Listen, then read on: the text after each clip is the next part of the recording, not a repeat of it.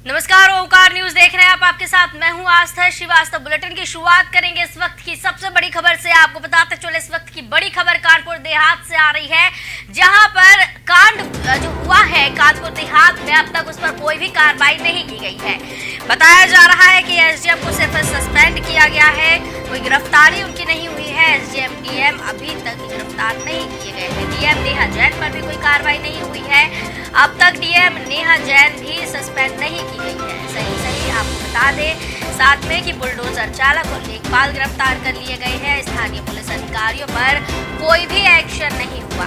सरकार ने कहा था कि इस मामले को लेकर सख्त कार्रवाई होगी, ऐसी कार्रवाई होगी कि पुश्तें याद रखेंगी।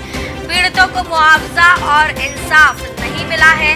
अब ये मामला इलाहाबाद हाई कोर्ट पहुंच गया है और ये मामला लगातार तूल पकड़ता हुआ नजर आ रहा है। संदिग्ध परिस्थितियों में झोपड़ी में लगी आग में मां बेटी की मौत के मामले में समझौते के बाद पोस्टमार्टम कराया गया।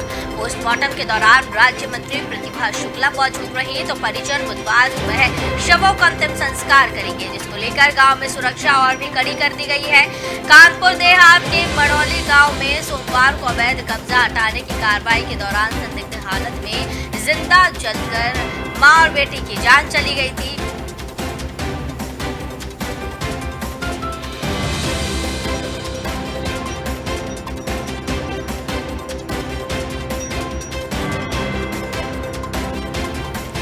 तो इस दौरान एफआईआर दर्ज करने के बाद लेखपाल अशोक सिंह को गिरफ्तार किया है, तो वहीं एसडीएम ज्ञानेश्वर प्रसाद को भी निलंबित किया गया है। लेकिन अभी तक एसडीएम और डीएम पर कोई भी सख्त कार्रवाई नहीं की गई है। बुलडोजर चलाने वाले दीपक कुमार को गिरफ्तार किया गया है। स्थानीय प्रशासन पर अभी तक कोई कार्रवाई नहीं हुई है, क्योंकि जिस तरीके से उत्तर प्रदेश सरकार की महिला कल्याण और बाल विकास राज्य मंत्री प्रतिभा शुक्ला ने कानपुर देहात के गांव में अतिक्रमण हटाओ अभियान के दौरान मां बेटी के कथित तौर पर आत्मदाह करने के मामले में कहा कि योगी सरकार की इस मामले पर पूरी नजर है।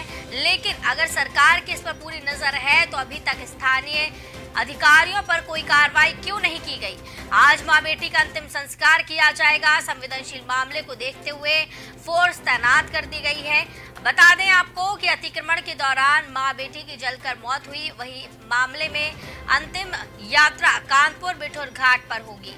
ग्रामीणों और परिजनों के लिए प्रशासन ने निजी बसों का इंतजाम किया है। शवों को जल्दबाजी में लेकर जाने पर परिजनों ने हंगामा किया है।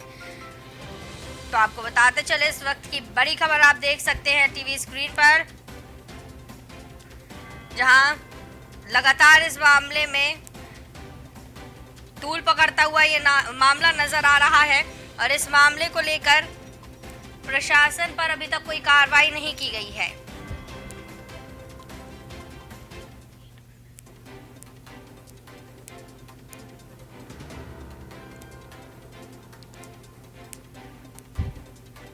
तो आपको बताते चले कानपुर देहात से बड़ी खबर है। कानपुर देहात कांड पर अभी तक कोई कार्रवाई नहीं हुई है। स्थानीय प्रशासन अभी भी खुलेआम घूम रहे हैं। ना ही डीएम पर कोई कार्रवाई हुई है और ना ही स्थानीय प्रशासन पर। एसडीएम सिर्फ निलंबित कर दिए गए हैं, गिरफ्तारी नहीं हुई है। और जिस तरीके से कानपुर देहात से ये पूरा मामला देखने को मिल रहा है, संवेदनशील मामले को देखते हुए इसे में फोर्स आज तैनात कर दी गई है। आज अंतिम संस्कार मां बेटी का किया जाने वाला है। इस खबर की ज्यादा जानकारी के लिए हमारे साथ संवाददाता मोहित कश्यप कानपुर देहात से जुड़े हुए हैं। मोहित, जिस तरीके से ये पूरा मामला देखने को मिल रहा है कानपुर देहात में, माँ बेटी की जिस तरीके से ये जान गई है, इस मामले में क्या कुछ अपडेट देखने को मिल रहा है? बिल्कुल कहीं ना जिस तरीके से मामले में मां बेटी की मौत हुई, मौत के बाद में इस मामले में काफी सियासत गरमाई। हालांकि समाजवादी पार्टी की बात कर ले या कांग्रेस की बात कर ले तो कहीं ना कहीं इस मामले को लेकर के काफी तूल दिया गया और राजनीतिक जो पार्टियां थी वो कल यहाँ पहुंचने के लिए पूरा प्रयासरत रही। हालांकि प्रशासन की तरफ से ये रोक लगा दी गई, कोई भी जितने भी डेलीगेशन थे, चाहे समाजवादी पार्टी का डेलीगेशन हो या कांग्रेस का डेलीगेशन हो, कोई भी राजनीतिक पार्टी यहाँ गाँव तक नहीं पहुंच पाई और पुलिस ने इनको रास्ते नहीं रोक लिया। कई लोगों को जो समाजवादी पार्टी के विधायक जो कानपुर नगर से हैं, अमिताभ वाजपेयी हैं, रूनी हसन, इनको लोगों को थाने में बैठा दिया गया, घर में पूरी तरीके से मुस्तैदी कर दी गई, कोई भी राजनीतिक पार्टी है वहां न पहुंच पाए। उसको लेकर के तमाम समाजवादी पार्टी के राष्ट्रीय अध्यक्ष अखिलेश यादव ने सवाल उठाए और इसके बाद प्रियंका गांधी वाड्रा ने भी इस बात पर सवाल उठाए कि जो बुलडोजर को लेकर जो सरकार बनी थी वो सरकार पे ये सवाल सवाल उठता है कि ये जो बुलडोजर की जो नीति थी वो बड़े माफियाओं को चलना था, लेकिन ये झोपड़ी पर जो बुलडोजर जो चला है उसको लेकर के तमाम सवाल उठाए गए। इसके बाद में इस मामले को लेकर के कल जब ब्रजेश पाठक ने परिवार से बात की, जो डिप्टी सीएम है बीजेपी के, उनसे बात करने के बाद में उनको सांत्वना दी गई। ब्रजेश पाठक ने साफ कर दिया कि हम तुम्हारे साथ खड़े हैं परिवार वालों को संतुष्टि देने के लिए, कि किसी को भी, चाहे वो अधिकारी हो या छोटा कर्मचारी हो, लेखपाल हो या एसडीएम हो, जिसने भी इस मामले में जिनके खिलाफ मुकदमा पंजीकृत किया गया है, किसी को भी नहीं छोड़ा जाएगा। सारे लोगों के खिलाफ सख्त कार्रवाई की जाएगी। और 1 करोड़ मुआवजा जो है, इनकी परिवार की मांग 5 करोड़ की थी, हालांकि उस सरकार ने उसको 1 करोड़ मुआवजा और दोनों जो बेटे हैं, जो मृतका है, दो उनके बेटे हैं, उनको नौकरी सरकारी देने की बात की ब्रजेश पाठक ने। इसके बाद में जो है परिवार इस बात को मान गया और देर रात यहाँ से जो 100 थे उनको पोस्टमार्टम के लिए भेजा गया। उसके बाद फिर जो 100 थे उनको परिजनों को सौंप दिया गया। अभी कुछ क्षणों में यहाँ से 100 जो है वो कानपुर नगर के घाट, जो बिठूर घाट है, वहाँ के लिए रवाना किया जा रहा है। और पुलिस की तैनाती की अगर बात की जाए तो कानपुर जोन के आईजी जो है प्रशांत कुमार, वो यहाँ मौजूद है, और कानपुर के मंडला आयुक्त राजशेखर वो यहाँ मौजूद है, और सारे अधिकारी जितने भी आला अफसरान है वो यहाँ पर मौजूद है। और इनके मतलब इनकी संदिग्धता में लेकर के जो 100 उसको कानपुर नगर भेजा जाएगा, किसी भी तरीके की चूक ना हो जाए, इसलिए भारी संख्या में कानपुर देहात के और कन्नौज के और औरैया की 3 जनपद की यहाँ पर फोर्स को तैनात किया गया। जी, लेकिन मोहित, इस बीच में सबसे बड़ा सवाल तो यही खड़ा होता है कि माँ बेटी की जिस तरीके से ये पूरी मौत हुई है और राजनीति जिस पर की जा रही है, स्थानीय जो अधिकारी है उन पर अभी तक कोई बड़ी कार्रवाई क्यों नहीं की गई? क्योंकि डिप्टी सीएम ने तो कहा था कि सख्त कार्रवाई की जाएगी, पुश्ते याद रखेंगी, लेकिन डीएम नेहा जैन, उन पर भी कोई कार्रवाई नहीं, एफआईआर तक नहीं हुई है। बिल्कुल, जो इनकी तहरीर थी उस तहरीर में जो प्रतिवादी बनाया गया है वो 4 लोग गांव के हैं जिनको प्रतिवादी बनाया गया, जिनके खिलाफ 302 और 307 जैसी गंभीर धाराओं में मुकदमा पंजीकृत किया गया। इसके बाद कानपुर देहात की मेहता तहसील के जो एसडीएम है उनके ऊपर एफआईआर दर्ज हुई है, कानून गो पे दर्ज हुई है, और लेखपाल पे एफआईआर दर्ज हुई है। इसके बाद 3 अन्य लेखपाल जो टीम में शामिल थे उनके खिलाफ एफआईआर दर्ज हो गई है, और जो यहाँ के एसएचओ रूरा थाना प्रभारी है उनके खिलाफ एफआईआर दर्ज हुई है। तो किसी भी तरीके की कोई चूक नहीं। और इस मामले में जो प्रशासन ने जो पुलिस की जो टीमें हैं वो सर्विलांस के माध्यम से गिरफ्तारियां कर रही है। स्थानीय विधायक जो है वहाँ के, आप बता रहे हैं समाजवादी पार्टी से है, उनका क्या कुछ कहना है इस पर? क्योंकि उनके क्षेत्र में जिस तरीके से ये पूरी घटना हुई है, क्या वो एक्शन मोड में नजर आ रहे हैं? समाजवादी पार्टी के यहाँ पर विधायक नहीं, हालांकि कानपुर देहात के जो रनिया, अकबरपुर रनिया विधानसभा लगती है, यहाँ से प्रतिभा जी जो है जो यहाँ पर मंत्री भी हैं, तो उनकी बीजेपी से, और जो ये समाजवादी पार्टी का जो डेलीगेशन आ रहा था कानपुर नगर के विधायक थे, लेकिन उनको यहाँ पहुंचने नहीं दिया गया। सबसे बड़ा सवाल ये है कि जो लोग विरोध कर रहे थे समाजवादी पार्टी के, उनको यहाँ नहीं पहुंचने दिया है। अगर हम मुकदमे की बात कर लें तो इसमें 2 लोगों की अभी तक गिरफ्तारी हो गई है, और इसमें आईजी के नेतृत्व में टीमें लगाई गई हैं जो सर्विलांस की तरफ से अन्य जो आरोपी हैं या अधिकारी हैं, जो कर्मचारी जिनके खिलाफ ये मुकदमा पंजीकृत हुआ है, उनको गिरफ्तारी करने के लिए लगातार टीमें जो है प्रयास कर रही हैं। जी, इस मामले पे मोहित एक और सवाल ये बनता है कि जिस तरीके से ये मुआवजे की बात की गई है, नौकरी की बात की गई है, तो क्या आपको लगता है कि ये सिर्फ आश्वासन देने के लिए दिया गया है या फिर मामले को शांत करने के लिए? बिल्कुल, कहीं न कहीं जिस तरीके से कानपुर देहात का वाकया है, ये कानपुर देहात के पहले और घटनाएं जो हो चुकी हैं, तो सरकार ने जिस चीज को माना है उसको निभाना पड़ेगा। हालांकि परिवार अभी कह रहा है कि हमने जो अपनी मांगे रखी हैं उनको माना तो मैंने है, लेकिन अभी तक इस पर कोई खरा नहीं उतरा है। लेकिन परिवार को ये उम्मीद है कि नहीं, जो हमसे मांगे, जो सरकार या जो अधिकारी से जो बात को रखा उस बातों को हमने माना है, तो ये पूरा भरोसा है परिवार को कि नहीं, हमको न्याय मिलेगा, और न्याय के साथ जो मांगे हैं वो भी हमारी पूरी होंगी। जी, बिल्कुल। और जिस तरीके से डीएम की बात की जाए अगर यहाँ पर खास तौर से, ये आदेश कहाँ से दिए गए थे इस तरीके से झुग्गियों पर ये अतिक्रमण हटाने के? एक घटना घटी थी जो 14 जनवरी को, ये एक पहले अतिक्रमण हुआ था, जो ये जीएस की लैंड है, इस पर इन लोगों ने अतिक्रमण किया था, उसको हटाया गया था। उसके बाद में इन लोगों ने डीएम कार्यालय में धरना दिया था, और उसके बाद में ये लेखपाल और कानून गोगी और डीएम की जो टीम थी ये मौके पर पहुंची। हालांकि इन लोगों ने इनके जो कागजी कार्रवाई है वो ये कह रही है कि ये जमीन जो थी वो जीएस की लैंड थी, और यहाँ पर इनका कोई दूर दूर तक वास्ता नहीं है। लेकिन जब ये लोग गिराने गए हैं उस दौरान आग के जो वाकया हुआ था उसके अंदर पीड़ित परिवार जो माँ बेटी थी वो अंदर थे, और आग लगने के बाद में जेसीबी अटैक किया है, उसके बाद में उनकी जलकर वहां मौत हो गई। लेकिन आदेश की अगर बात की जाए तो ये ये अभी तक इस पर कोई किसी का जवाब नहीं दिया कि इनको भेजा किसने था और किसके संरक्षण में ये पूरी घटना हुई, इसका कोई भी अधिकारी के पास जवाब नहीं है। तो जिस दौरान ये कार्रवाई हुई, क्या इस दौरान जांच स्थानीय क्षेत्र की नहीं की गई कि अंदर कोई मौजूद तो नहीं हो, क्योंकि इस दौरान कोई जनहानि भी जिस तरीके से हुई है और भी जनहानियां हो सकती थी और भी नुकसान यहाँ हो सकता था। जिस दौरान ये घटना हुई है उस वक्त यहाँ पर जो मृतका है और जो मृतका की बेटी थी वो दोनों वहाँ पर मौजूद थे। इनके पति जो है वो भी वहाँ मौजूद थे और लड़के भी थे। तो पति और जो लड़के इन्होंने अपनी वहाँ से भाग कर जो जान बचाई, लेकिन जब जिस समय ये घटना हुई, जिस समय आग जब जल रही थी, तो वहाँ पर किसी तरीके से बचाव के लिए पुलिस ने प्रयास किए, लेकिन जेसीबी के चलते हुए ये घटना में जो लोग अंदर थे, फंसे थे, उनको नहीं बचा पाया गया। तो एक पुलिस की सक्रियता पर ये सवाल उठता है कि आखिर पुलिस ने क्यों नहीं बचाया। और जो एसडीएम वहाँ पर मौजूद थे, इनकी एक बड़ी लापरवाही सामने आई है कि अधिकारी वहाँ से जब ये घटनाक्रम हुआ है तो कोई भी अधिकारी वहाँ मौजूद नहीं था और ये सारे घटनाक्रम होने के बाद में ये मौके पर मरने के लिए वहाँ से छोड़कर फरार हो गए। बिल्कुल, और अब ये मामला जो है हाई कोर्ट में भी पहुंच चुका है ना मोहित, और इस मामले में अगर देखें जल्द से जल्द सुनवाई की मांग की जा रही है। क्या आपको हाई कोर्ट में जो अधिवक्ता है उन्होंने एक याचिका दाखिल की है, सीबीआई जांच की मांग की है और जस्टिस से ये कहा गया है कि जल्द से जल्द इस मामले में सुनवाई हो और जितने भी आरोपी हैं उनके खिलाफ कार्रवाई हो। ये मामला जो है हाई कोर्ट में याचिका दाखिल की गई है और लगातार इस मामले में कोई भी हीरा हवाली ना हो, उसको लेकर के जो विपक्ष है, आज कांग्रेस का जो डेलीगेशन है वो राज्यपाल को ज्ञापन सौंपेगा कि किसी तरीके की कोई लापरवाही ना हो और इसमें जितने भी दोषी हैं उनके खिलाफ कार्रवाई की जाए। गौरव द्विवेदी अधिवक्ता ने याचिका दाखिल की है। तो इस मामले में मोहित मंडल आयुक्त जो राजशेखर है उनका भी बयान सामने आ रहे हैं और जिस तरीके से वो कह रहे हैं दर्दनाक है पूरी ये घटना, कैसे एक्शन मोड में वो दिख रहे हैं, क्या कुछ उनकी तरफ से और कहा जा रहा है? ये मंडला आयुक्त जो कानपुर नगर के राजशेखर है उनको यहाँ पर मुख्यमंत्री के आदेश पर भेजा गया और यहाँ पर पूरी जांच पड़ताल कर रहे हैं। इस मामले में लेखपाल को और एसडीएम को सस्पेंड कर दिया गया है शासन स्तर पे और जितने भी कर्मचारी जो भी इसमें संलिप्त थे उनको सबको जो है सस्पेंड कर दिया गया है। किसी भी तरीके की कोई लापरवाही न हो, पूरी घटना की मुख्यमंत्री स्वयं निगरानी कर रहे हैं, कहीं भी कोई चूक न रह जाए। इसको लेकर के लगातार मुख्यमंत्री इस पूरे मामले की स्वयं मॉनिटरिंग कर रहे हैं। जी, तो सीधे तौर से अब ये कहा जा सकता है कि इस मामले पे पूरे तरीके से नजर बनाए हुए है सरकार और कोई भी चूक इस दौरान नहीं होगी। तो क्या आपको लगता है कि मोहित कि अगर ये सभी जो आश्वासन दिए गए हैं परिवार को, जो वादे किए गए हैं और जिस तरीके से ये पूरा मामला देखने को मिल रहा है, इससे कहीं ना कहीं नुकसान सरकार को भी हो सकता है या जो स्थानीय विधायक है उनको भी हो सकता है?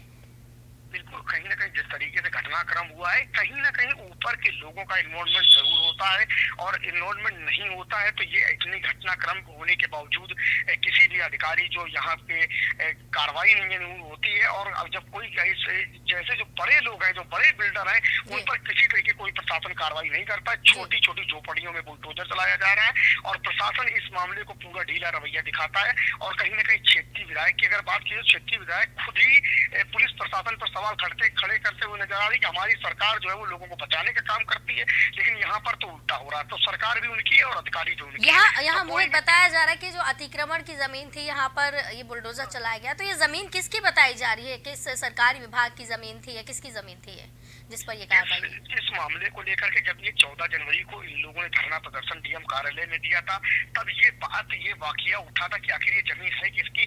तो इस पर एक एसडीएम जो यहाँ पूर्व में रह चुके तत्कालीन एसडीएम, उन्होंने एक बयान दिया था कि ये जमीन जो है पट्टे की जमीन ये बता रहे हैं, लेकिन इनके पास ना तो कोई कागजात है और ना ही कोई इनके, लेकिन बंजर जमीन वो बता रहे थे कि ये बंजर जमीन है और ऊसर में दर्ज है। क्योंकि जो पट्टे की जमीनें होती हैं उनका रिकॉर्ड जो है खतौनी में दर्ज नहीं होता है, इसलिए वो जो रिकॉर्ड है वो बंजर ही। तो इस मामले को लेकर क्या जांच पड़ताल हुई है?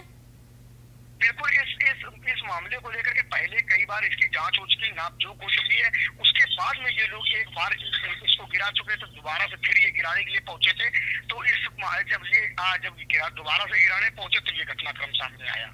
चलिए, बहुत बहुत धन्यवाद मोहित हमारे साथ जुड़ने के लिए और तमाम इसकी चर्चा के लिए। अब देखने वाली बात यही होगी कि किस तरीके से इस मामले में अब आगे पहलू देखने मिलते हैं या किस तरीके से आश्वासन को पूरा किया जाता है, परिवार कैसे संतुष्ट होता है, पोस्टमार्टम रिपोर्ट में क्या आता है। बहुत बहुत धन्यवाद मोहित हमारे साथ जुड़ने के लिए। दिल्ली मुंबई में बीवीसी दफ्तर पर आयकर विभाग ने छापा मारा है। छापे के दौरान आयकर विभाग की टीम ने दफ्तर में मौजूद सभी कर्मियों से फोन न इस्तेमाल करने के निर्देश दिए। इस कार्रवाई पर कांग्रेस और अन्य विपक्षी पार्टियों की प्रतिक्रिया भी सामने आई। कांग्रेस ने केंद्र सरकार पर तंज कसते हुए कहा कि अघोषित आपातकाल कांग्रेस ने ट्वीट कर लिखा। पहले बीबीसी की डॉक्यूमेंट्री आई, उसे बैन किया गया। अब बीबीसी दफ्तर पर छापा पड़ गया। अघोषित आपातकाल। कांग्रेस नेता जयराम रमेश ने कहा, यहां हम अडानी के मामले में जो इस पीसी की मांग कर रहे हैं, वहां सरकार बीबीसी के पीछे पड़ी हुई है। विनाश काले विपरीत बुद्धि। टीएमसी सांसद महुआ मोइत्रा ने ट्वीट कर लिखा, बीबीसी के दिल्ली स्थित दफ्तर पर इनकम टैक्स के छापे की खबर वाकई वाह है। बीबीसी के दिल्ली और मुंबई में स्थित दफ्तरों पर इनकम टैक्स का सर्वे चल रहा है। तो आपको बताते चले कि इस दौरान एडिटर्स गिल्ड ऑफ इंडिया का भी बयान सामने आया है। उन्होंने कहा कि बीबीसी इंडिया के कार्यालयों में किए जा रहे आईटी सर्वेक्षण के बारे में ईजीआई बहुत चिंतित है। सत्ता प्रतिष्ठान की आलोचना करने वाले समाचार संगठनों को डराने और परेशान करने के लिए सरकारी एजेंसियों के निरंतर चलन से परेशान है।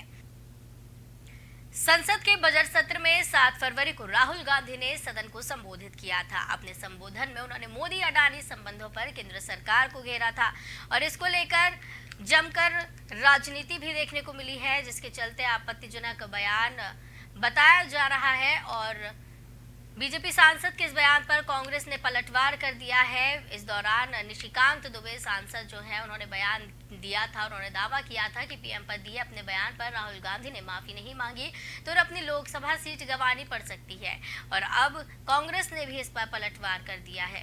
विशेष अधिकार हनन पर राहुल को नोटिस जारी किया गया है। आपत्तिजनक बयान देने का आरोप राहुल गांधी पर लगाया जा रहा है और इसी को लेकर निशिकांत दुबे ने भी बयान दिया। उन्होंने दावा किया था कि अगर राहुल गांधी अपने बयान को लेकर माफी नहीं मांगते हैं तो वो अपनी लोकसभा सीट खो सकते हैं। राहुल पर भ्रामक और अपमानजनक, असंसदीय और आपत्तिजनक बयान देने के आरोप लगे हैं।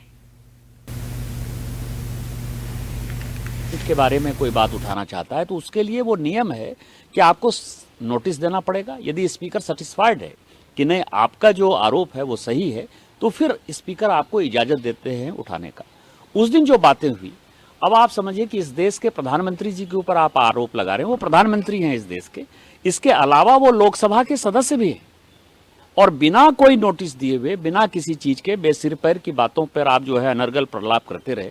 तो हमने एक सिंपल सा सवाल कहा है कि ठीक है, आपने यदि कहा हम आपकी बात से ही एग्री कर जाते हैं, लेकिन आपने जो जो आरोप लगाए हैं उन सारे आरोप के पीछे तथ्य क्या है, कागज क्या है, आपके झूठ के पुलंदे में क्या क्या चीजें पड़ी हुई हैं, वो सारे आप स्पीकर साहब को दे दीजिए।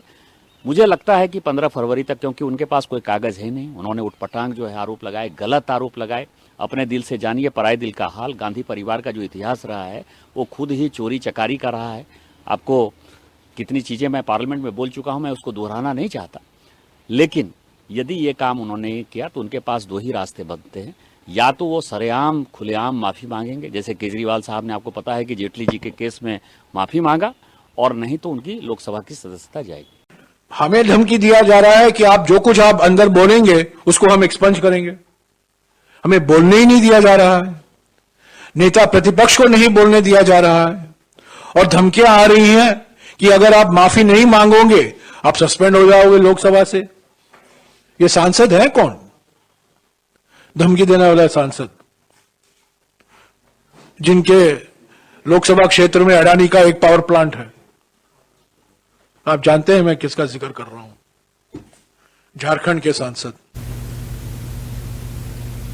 तो 16 फरवरी को दिल्ली नगर निगम के मेयर का चुनाव नहीं हो सकेगा। सुप्रीम कोर्ट में एमसीडी मेयर चुनाव मामले पर 17 फरवरी को सुनवाई है। अब 17 फरवरी की सुनवाई के बाद ही एमसीडी मेयर का चुनाव होगा और उसकी नई तारीख तय हो सकेगी। बता दें, इस मामले में आम आदमी पार्टी ने प्रोटेम सभापति बदलने और मनोनीत पार्षदों को मतदान से अलग रखने की मांग की है। इस बीच दिल्ली उपराज्यपाल कार्यालय ने भी सुप्रीम कोर्ट से कहा कि हम 16 फरवरी को होने वाले मेयर चुनाव को 17 फरवरी की बाद की तारीख के लिए टाल रहे हैं। गौरतलब है, इससे पहले दिल्ली के उपराज्यपाल विनय सक्सेना ने एमसीडी के मेयर, उपमेयर और 6 स्थायी समिति के सदस्यों के चुनाव को कराने के लिए सदन की बैठक 16 फरवरी को बुलाने को मंजूरी दी थी। दिल्ली सरकार ने सदन का 16 फरवरी को सत्र बुलाने के लिए प्रस्ताव भेजा था, जिसे एलजी विनय सक्सेना ने स्वीकार कर लिया था। पिछले 1 महीने में एमसीडी सदन की अब तक 3 बैठकें मनोनीत पार्षदों को मताधिकार देने के फैसले को लेकर हंगामे के बीच महापौर, उप महापौर महापौर और नगर निकाय की स्थायी समिति के चयन के बिना स्थगित हो चुकी है।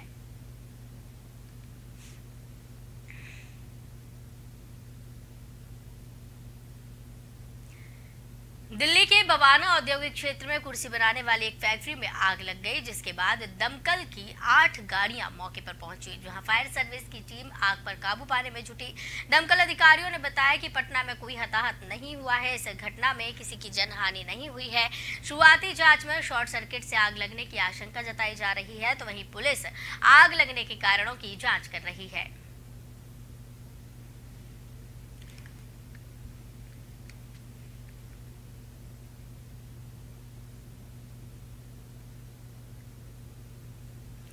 तो इस बुलेटिन में फिलहाल इतना ही। मुझे दीजिए इजाजत। नमस्कार।